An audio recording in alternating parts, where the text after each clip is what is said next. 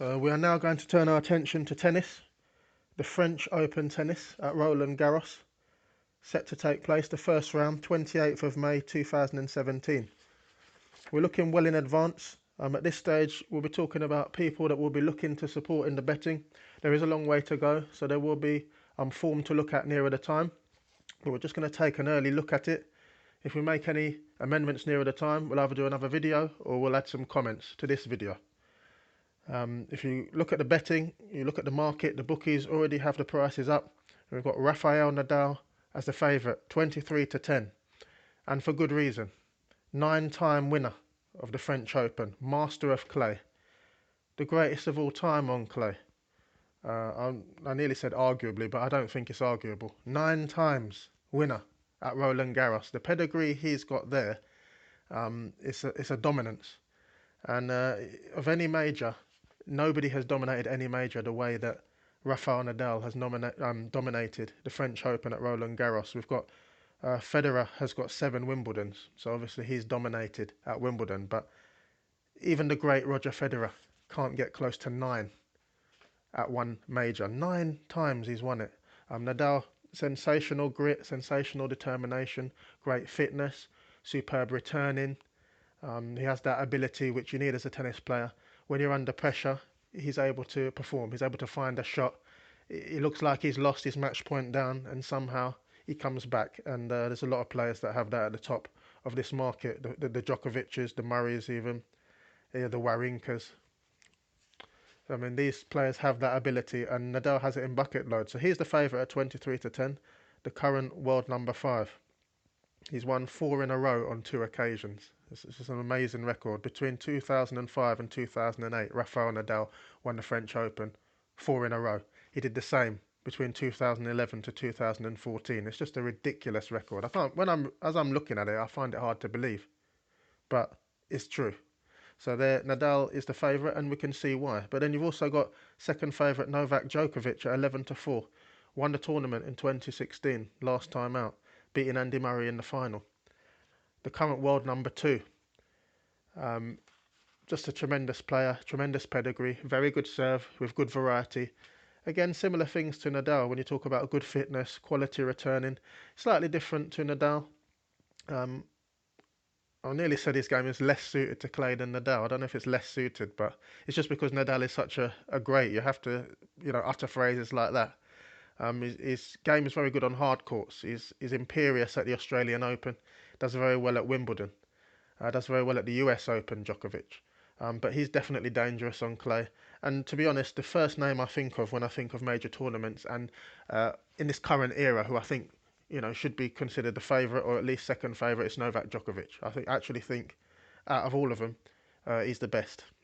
But people will disagree with me, and Andy Murray can disagree with me because he's the current world number 1. He's third in the betting at 4 to 1. Murray flying high, Wimbledon champion, great pedigree, pushing Djokovic all the way, and he's one of the big. Well, I don't know whether to say the big 3, big 4, or big 5. I'm going to say big 5 because the big 5 at the moment, we've got Nadal, we've got Djokovic, Murray, Wawrinka, Federer. I'm going to call it the big 5. A lot of people talk about the big 2 and the big 3, but for me it's the big 5. Wawrinka has won every major except Wimbledon. I mean, a lot of people sleep on Wawrinka, but the bookies aren't. He's 4th in the runnings, odds-wise, 9 to 1. Winner of the tournament in 2015. I think he's underrated. He's a tremendous player. He's got so many skills. He's got variety. He's different from the other players at the top in that he plays in a slightly different way. Doesn't rely on the serve as much. Lots of drop shots, deep shots, then short shots. Lots of changes of depth, consistent distance. Consistently hits shots to the baseline, finds good length, and then shortens it up with the odd drop shot. Just great variety. Very skilled player. 9 to 1. In the betting looks a reasonable value there on Wawrinka, considering it's only a couple of years since 15. Then we come to Roger Federer, 16 to 1 in the betting. Winner in 2009, recent Australian Open champion. And we just have to, we all know his record. We have to dwell on it a little bit here. He has come back to the pinnacle of the game, winning the Australian Open. I actually thought Nadal would beat him in the final. Thinking that maybe years eventually would catch up with him. He is, of the five, the top five, he is the oldest one. But that also means he's the most experienced. And I feel stupid now for even doubting Federer for a second. And I have to say, a few years ago, I thought he was done. I wondered why he was continuing.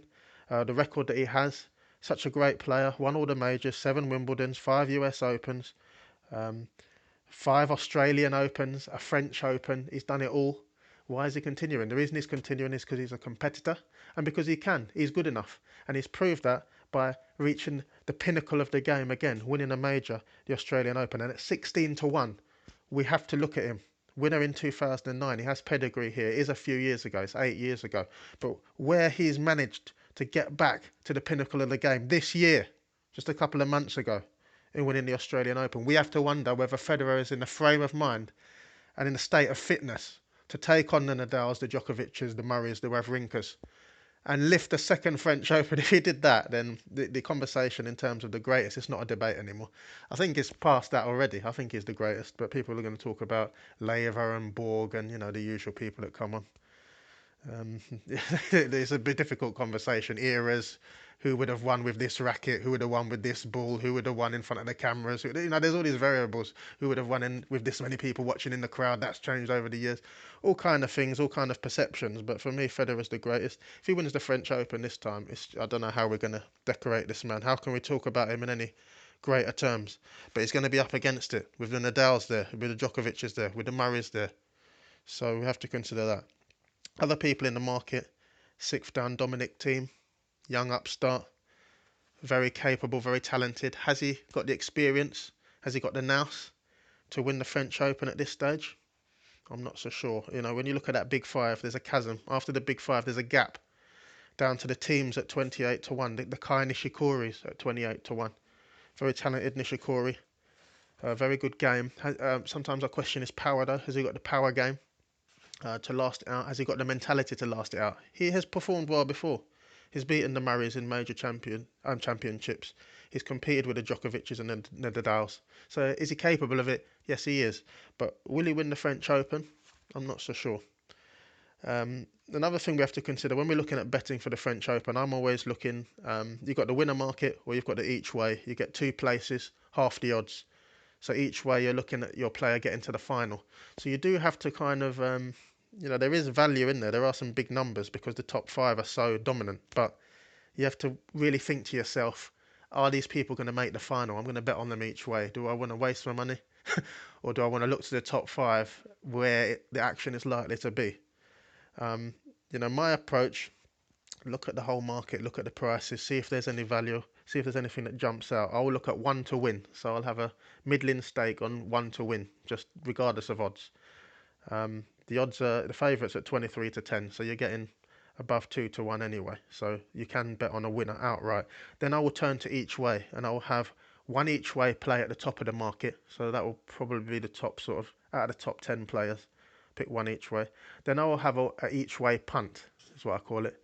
It's where, it's questionable. There are reasons why this person won't win it, compelling reasons, but I'll still play it. It's a punt. I'm not bothered. I'm going to put on 1 unit and see where it goes, maybe 2 units. Not huge stakes. And then I'm going to have 1 for a joke, which is going to be called the each way Hail Mary, which is just an outrageous pick at a big price, where I'm just having a laugh with it.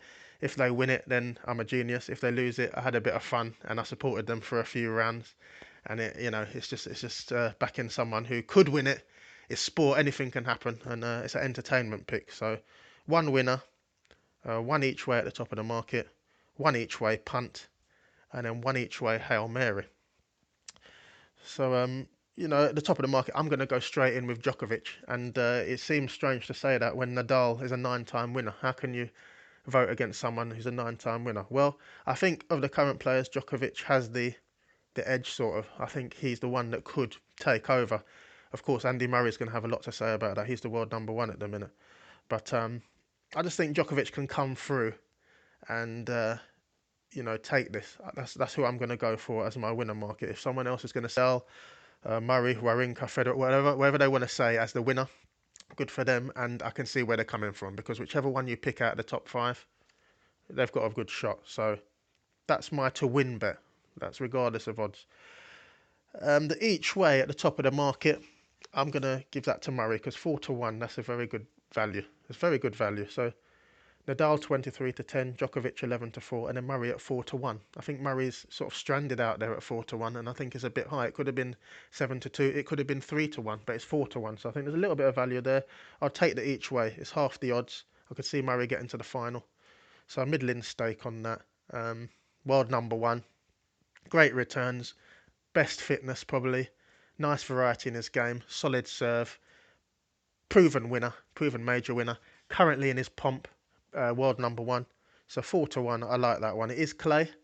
I think Murray is possibly better on other surfaces, but because of that running ability, because of that fitness, because of the way he can chase down balls, because of the way he has that variety in his game with the lobs, the drop shots, he can mix it up and attack the net if he wants to. He's got great variety in his game. I can see Murray doing something at the French Open at 4-1. That would be my second play as an each-way shot. The each-way punt. This is going to be an insult. I'm going to insult. I've said so many good things about him. And there's so many superlatives you can say about him. Arguably the greatest of all time. I'm going to go with Roger Federer as the punt. And the reason it's a punt is not because it's Federer. It's not to insult him. It's because it's 16-1. Why is it? It's a huge figure. He's won it in 2009.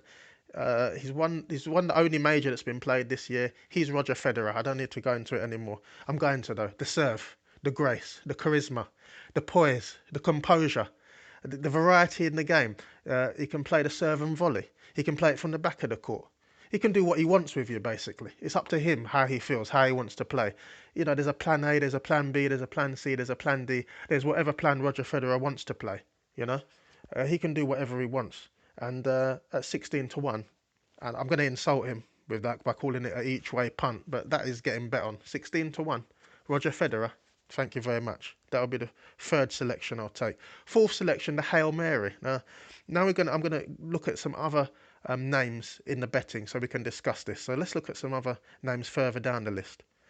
Corey 28-1. I won't be getting anywhere near those. Milos Raonic 40-1. Great player, good serve. In a good age as well. He's in his pomp, age-wise, peak-wise. I don't think his game is ideally suited to clay. I think he's more dangerous on grass with that big serve of his, serve and volley, power game. So I'm going to leave him in terms of winning majors to the US Open, the Australian Open and Wimbledon, and I'm going to look past him here. Juan Martín del Potro, proven major winner. I think it was the US Open, 50-1. Big number. I think he's had his injury problems. I still think he's a danger, but in terms of upsets, I think if one of the big players draws Del Potro in the sort of first few rounds, they're scared because you don't want to play him. He's dangerous. He's got that major winning pedigree. I don't see him winning the tournament. I don't see him making the final. So 50-1. I'm going to save my money on that one. Grigor Dimitrov, 50-1. Talented player. I still think he has to do more in majors though. He's got a lot in his game. He's got a lot of talent, but not on clay either. I don't fancy him on clay. Gael Monfils, 66-1. David Goffin, 80-1. Joe Wilfried Songa, 100-1. Yeah, you have to. Songa is a match player. You know, when the big matches come up, he produces. It's in France. He's at home. Same can be said for Monfils. Monfils, very good fitness, runs around the court very quickly, great pace, good talent. Maybe lacking the composure I would like under pressure. I wouldn't fancy him against one of the top five under pressure because them guys, their mental game is obscene, especially the Federers, especially the Nadals, the Murrays, the Wawrinkas, these type of guys. You know, if a Monfils comes up against them, I don't know.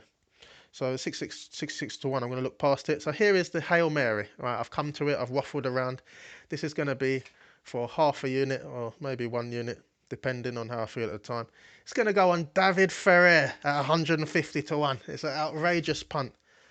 Ferrer, advanced in years now, 28th in the world, but grit. You talk about David Ferrer. When you talk about clay, you talk about David Ferrer. When you talk about range of return, you talk about David Ferrer. When you talk about long rallies, staying in the rallies, long grueling rallies, who's going to continue getting the ball back? Even at, you know, he's at the end of his career, David Ferrer is going to get the ball back. He's a dangerous player. And at 150-1, a finalist in 2013, someone who has pedigree at Roland Garros, it's a reach. And I'm not saying he's going to definitely win it. And I'm not going to say you should bet on it, but I'm going to say I'm going to bet on it. And it'll be each way To reach the final at 150 to 1, I will have a play on David Goffin as my Hail Mary. So to go over things, as I said, maybe removed nearer the time depending on form from other players. But my leans at this early stage, we're still in April, there's still a way to go, 28th of May, we're going to have, for the winner, I'll be looking at Novak Djokovic, currently 11 to 4, the winner in 2016. My second play as an each way play at the top of the market, Andy Murray, 4 to 1, finalist 2016, current world number 1. My third play is the each way punt. I'm going to insult Roger Federer by calling him an each way punt. The 2009 winner, the greatest of all time, in my opinion. Roger Federer, 16 to 1. It's a big number. I'll be having a little bit on that. And also, just out there, just going for it, trying to get some value. We're going to look to the clay court specialist, one of the most consistent players over the years. We're going to look to David Ferrer at 150 to 1 as our each way Hail Mary punt. You might have some other opinions. If you've got them, put them in the comments. There's a long way to go. There's going to be a lot more discussions, but we're looking forward to it. French Open Tennis, Roland Garros, 28th of May, 2017. Should be a great event.